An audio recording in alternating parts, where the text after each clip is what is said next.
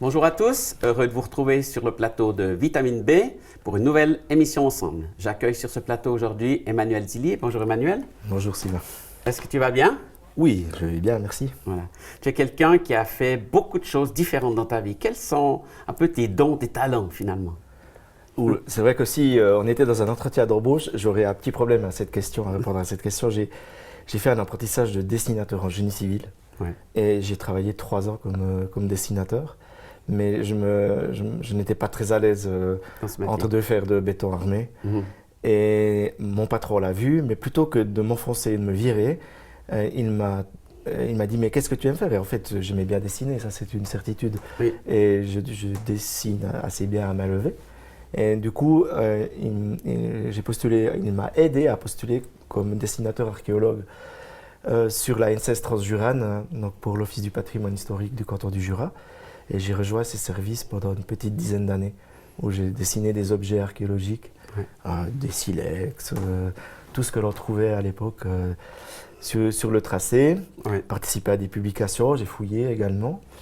Et ensuite, il y a eu quelques difficultés qu'on a évoquées lors de notre premier rendez-vous. Et puis, appris aussi tous les métiers de la terre pendant plus de 3 ans. Pour finalement faire une école d'informatique en Valais. Tu as passé de l'archéologie à l'informatique. Tu as y sauté avait... pas mal d'époques là. C'est vrai. Mais en même temps, dans le travail archéologique, on découvrait le dessin assisté par ordinateur et les bases de données pour recenser tous les objets que l'on trouvait. On avait besoin de bases de données. Et en même temps, dans la base de données, il y avait une image qui était liée. Donc finalement, tout le web était déjà là. Puisque le web, ce sont des bases de données et des images, en résumé rapide. Et on est plusieurs. Et encore une de mes collègues aujourd'hui, Isabelle, était également dessinatrice scientifique comme moi, et a fait du web comme moi. Et on s'est retrouvés en Valais pour créer une entreprise à partir de l'année 2000. C'était après mes années pour étudier l'informatique et travailler pour l'école d'ingénieurs pendant quelques années. Et démarrer une entreprise en 2000. Et puis je crois que tu as fait même pas mal de voyages où tu as amené des notions d'informatique à l'étranger, même au Moyen-Orient. Comment ça t'est venu un peu ces occasions, ce travail? Pour en arriver là, il faut encore sauter 10 ans parce que voilà. Et ça fait déjà 10 ans puisqu'on va fêter 20 ans de la création de l'entreprise en Valais. Oui, après 10 ans, je l'ai vendue. Je l'ai vendue avec une dizaine de personnes qui étaient employées. Elle avait un très joli chiffre d'affaires, 500-600 T'as renoncé au succès? Je pense que oui, parce qu'après 10 ans, l'entreprise était pérenne et on avait un très très beau portefeuille qui, je pense, m'aurait permis de devenir plutôt quelqu'un qui gagne de l'argent et qui le distribue. Mais j'ai choisi au contraire de vendre l'entreprise et de mettre mes compétences au service du royaume de Dieu et à travers une activité missionnaire qui était le Top Chrétien à Paris. Mais tu peux nous parler de ce que tu as fait en Irak pendant un certain temps? Ça, c'est assez intéressant. Oui, alors au Top Chrétien, on s'occupait d'un site qui s'appelle Connaître Dieu, que je pense pas mal de nos auditeurs connaissent. Et puis, ce qu'on connaît moins, c'est qu'il est décliné dans une vingtaine de langues. Toutes les langues européennes, par exemple, sont concernées, le polonais, le tchèque, l'allemand, l'espagnol, mais aussi l'arabe. Alors là, on n'est plus en Europe, quoique. Mais, et puis cette version en arabe, elle m'a vraiment interpellé, quoi. Je me suis dit, waouh, et elle avait du succès. C'était la version la plus regardée et la plus consultée. Et je me suis dit, là, il y a quelque chose. Et derrière chacun des Connaître Dieu dans chaque langue se trouvait une mission, une entité. Et là, c'était Life Agapé à Évry, au sud de Paris. Et j'ai rejoint finalement cette mission-là. Et cette mission m'a envoyé en Irak, au chevet d'une radio. Et c'est là que la connexion avec la radio se fait. M'envoie donc en Irak parce que cette radio allait fermer. Et c'était juste avant que la ville de Mossoul soit prise par le groupe État islamique. Et je leur ai dit, mais nous allons changer complètement le positionnement, votre positionnement radiophonique, et on va faire un autre positionnement. Et si vous êtes d'accord de changer, je reviens. 2 mois après, ils m'ont rappelé en disant, tu peux venir, on change tout. Et alors que j'arrivais à nouveau donc, au Kurdistan irakien, à Erbil, c'était la guerre. La guerre a commencé. Wow. Et Mossoul a été prise par le groupe État islamique. Et l'État islamique a avancé en direction de la ville jusqu'à 4 km. Donc, y compris très très proche de la radio. Et avec un gros danger pour nous, puisque on était à portée de leurs armes et avec la triangulation des ondes, on pouvait repérer l'endroit où se trouvait l'antenne. Et bêtement, l'antenne se trouvait sur le toit de la radio. Donc, on a stoppé d'émettre pendant plusieurs jours, avant que finalement les Américains frappent l'État islamique à ce moment-là et fassent reculer de 30 km.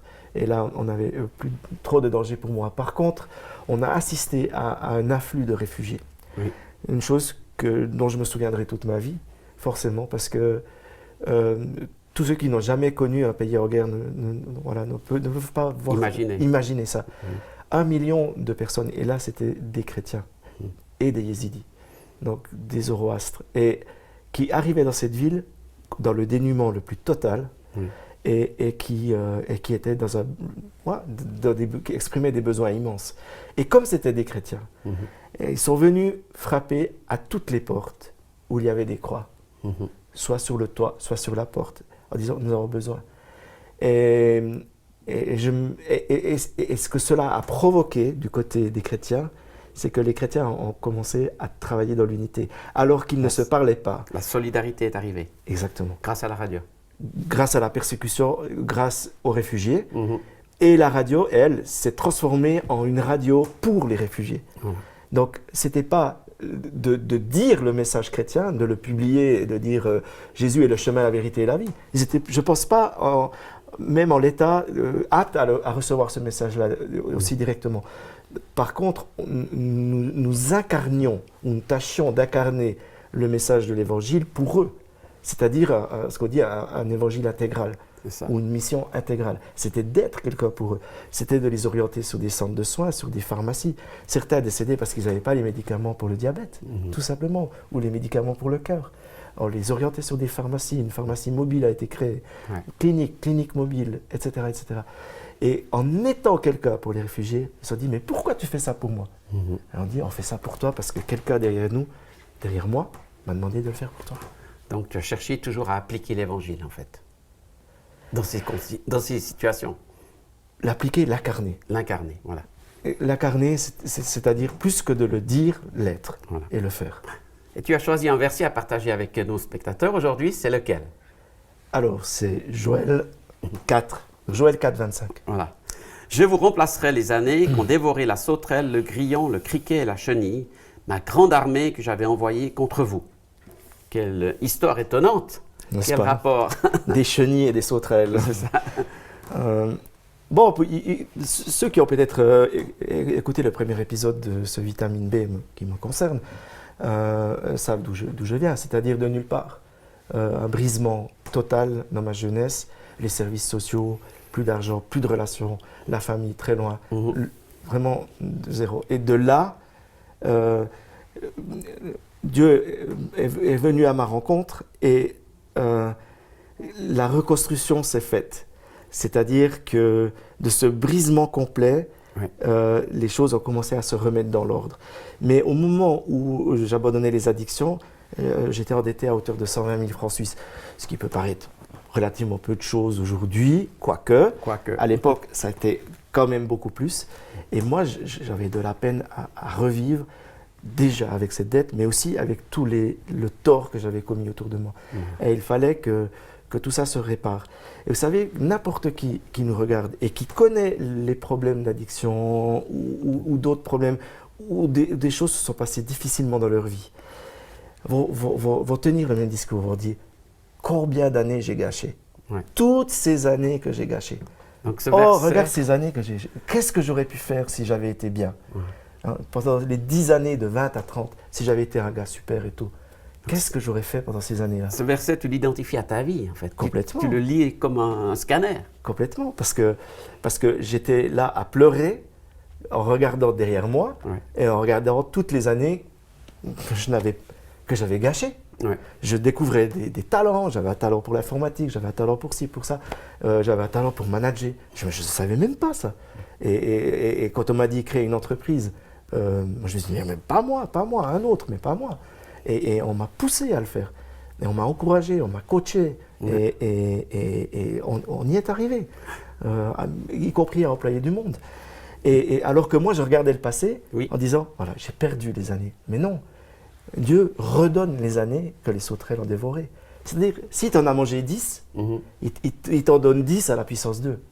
C'est ça que tu as expérimenté en fait. Définitivement. Ouais. D'abord, ces 10 années avec mon entreprise, eh bien, elles m'ont permis de rembourser toutes mes dettes. Je travaillais Incroyable. et j'engrangeais. Tu as pas tout mal d'argent. remboursé. Et j'ai tout remboursé. Magnifique. Tout remboursé, souvent avec des rachats, mais des rachats qui concernaient plutôt les offices ou quand Ouais. il s'agissait d'impôts, de choses comme ça, avec de l'aide autour de moi. Oui. Et puis, pour ce qui a été des dettes personnelles, alors c'était des remboursements intégraux et puis surtout accompagner du pardon tant que c'était possible de croiser ces personnes ou de leur écrire. Mais Ça resterait aussi les relations finalement. pas forcément, parce que certains, s'ils avaient été cambriolés par moi et que je leur avais laissé un souvenir terrible, Mhm. certains ne veulent pas Mhm. refaire une relation avec vous. Mais s'agissant de la famille proche, oui. Oui. Ou même des amis plus proches, oui, des relations ont été reconstituées, ont été refaites. Les années ont été redonnées. Ouais. Et après, je me disais, ok, quoi de plus que l'entreprise? Eh bien, c'est le service qui a commencé, pour 10 ans encore. Et on y arrive juste là, à 10 ans de plus. Et pas de la facilité, vraiment pas. Peut-être encore plus dur que l'entreprise. Ouais. Mais sans aucun regret. Et justement, des expériences complètement folles, mais jamais j'aurais pensé visiter l'Irak. Sur 4 années de visite en Irak, j'ai passé 1 année sur place. Ouais. Donc, c'était un quart de mon temps pendant 4 ans. C'est ça. Donc tu peux vraiment témoigner que la Bible, pour toi, elle s'incarne et puis elle se met en pratique et que les choses ont vraiment changé. Mais je ne connaissais pas ce verset de sauterelles et de chenilles, n'est-ce pas? C'est pas le verset de chevet qu'on lit tous les jours. Probablement pas, le prophète Joël, mais il vaut la peine d'être lu, comme beaucoup des livres de la Bible. Mais c'est vrai que l'Ancien Testament, ce n'est pas forcément le premier livre que l'on va aborder dans la parole. On va privilégier le Nouveau Testament, qui est quand même d'un abord plus facile. Mais il y a des sagesses et des profondeurs dans les versets de l'Ancien Testament qui me touchent, et celui-là en particulier. Parce que c'était une fois que je gémissais en disant, voilà toutes les années que j'ai perdues par le passé, que quelqu'un m'a répondu ça. Mais voilà ce que Dieu dit. Et ce Dieu qui m'avait rencontré sur le chemin du retour, comme celui du fils prodigue, il me dit, ah ben tu as des années gâchées, on va te les redonner, je vais te les redonner. Et il me les a redonnées. Donc tu partages vraiment un message d'espoir dans tout ce que tu fais. Pour tous ceux qui nous regardent, ne désespérez pas. Et si vous avez gâché des années et que Dieu est venu à votre rencontre, mais vos années vont être à la puissance 2. Donc la Bible, c'est pas juste un vieux livre d'histoire. Pour toi, ça devient actuel. Mais complètement, parce que je crois que ce qui fait la différence entre ce livre et n'importe quel autre livre religieux, en quelque sorte, ça peut être le Coran ou d'autres bouquins, c'est qu'il est chargé d'amour. Je connais le Coran puisque j'ai travaillé, enfin je le connais, pas pour l'avoir étudié, peut-être juste l'avoir lu en partie. Voilà. Le pardon n'existe pas, moi j'ai eu besoin de pardon. L'amour n'existe pas. Il n'y a pas un Dieu qui est amour. Dieu est une personne que nous devons respecter, nous aussi, mais que nous devons craindre, nous aussi, mais qui nous aime, non. Donc, entre le faire, et on doit faire, et faire les choses par amour, je crois que c'est toute la différence de la Bible et de tous les autres livres. On ne doit pas faire pour gagner l'amour de Dieu. Un peu comme dans une relation avec votre être aimé, votre conjoint, ami, voilà, enfant, ouais. Eh bien, vous n'allez pas dire allez, je vais prendre une leçon pour t'aimer, quoi. Ou bien aujourd'hui j'ai décidé de t'aimer à 3h moins le quart. Ou alors c'est dimanche matin, puis je vais prendre un petit moment pour t'aimer. Non, l'amour est complet et c'est tout le temps. Et cette relation, elle est là pour tout le temps. Et le livre en question en est chargé. Merci beaucoup, Emmanuel. Merci. C'est très riche, tout ce partage, toute ton expérience de vie. Puis j'espère que ça encouragera beaucoup de personnes. Merci. Chers amis, c'était une joie de vous retrouver sur ce plateau, dans cette émission Vitamine B. Et on espère bientôt vous revoir dans l'un de nos canaux, dans vos canaux préférés, sur Internet ou sur le satellite ou sur votre écran favori. À bientôt pour une prochaine émission Vitamine B.